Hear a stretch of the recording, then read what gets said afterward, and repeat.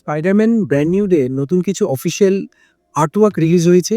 যে আর্টওয়ার্কে আমরা দেখতে পাচ্ছি স্করপিয়নকে, ট্যারেন্টুলাকে, বুমেরাংকে আর স্যাভেজ হালকে। এই তথ্য তো আমি আগেই দিয়েছিলাম যে এখানে আরও যারা ভিলেন্স আছে তাদেরকে, এবং সেটা কোথাও গিয়ে অফিসিয়ালি কনফার্মেশন ছিল না, কিন্তু এখন অফিসিয়ালি কনফার্মেশন হয়ে গেল এই আর্টওয়ার্কটার মাধ্যমে। একটা কথা বলে দিই, এখানে তোমরা আর্টওয়ার্কে গ্রিন হাল্ক দেখতে পাচ্ছ, কিন্তু সিনেমার মধ্যে তোমরা এই গ্রিন হাল্কেরই ট্রান্সফরমেশন হয়ে গ্রে হাল্কে রূপান্তরিত হতে দেখবে, যেটা আরও বেশি ফিউরিয়াস।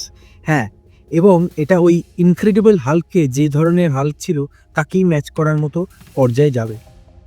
তো আমি সেইটা খুবই এক্সাইটেড। ইউসিইউতে হাল্ক কোথাও গিয়ে চুপসে গিয়েছিল, সে আবার ফিরে আসবে তার সেই রুদ্র রূপে। তো এইটা আমি এক্সাইটেড।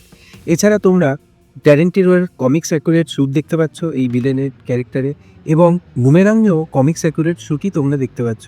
আর স্করপিয়নের শ্যুটটা আমার কোথাও গিয়ে একটু অড লাগছে, বিশেষ করে টেল পার্টটা। হয়তো এটা ফার্স্ট ভার্সন, এরপরে আরও রিমডিফাইড ভার্সন স্করপিয়নও পাবে, কারণ ও তো প্রথম এখানে ও স্করপিয়ন রূপে আসছে এবং এরপরেও ও স্করপিয়ন রূপেও থাকবে। কোথাও গিয়ে সেই আমাদের ভালচারের যে শ্যুটটা আয়রন ম্যান দিয়ে বানানো, সেই ধরনেরই কোনো একটা শ্যুটকে বানানো হয়েছে, এবং কেউ একজন, মানে এখানে তো আমরা জানি যে টুমস্টোন ওকে স্করপিয়নকে বানাবে, তো সেইভাবেই একটা অদ্ভুত ফিচার্স লাগছে। তো তোমরা বলো স্করপিয়নের এই কস্টিউমটা তোমাদের ভালো লেগেছে কিনা। এছাড়া কমেন্ট সেকশনে জানাও যে এই ইনফরমেশনটা তোমার কেমন লাগলো। অবশ্যই তোমরা চ্যানেলটাকে সাবস্ক্রাইব করে রাখো আরও এই ধরনের ভিডিও পাওয়ার জন্য। আমার লং ফরম্যাটের ভিডিও অবশ্যই চেক আউট করি, যেখানে আমি পুরো অ্যানালাইজ করি পুরো জিনিসগুলোকে। আবার দেখা হবে স্ক্রিনের ব্যাপারে বংশপসির সাথে। ততক্ষণের জন্য বাই।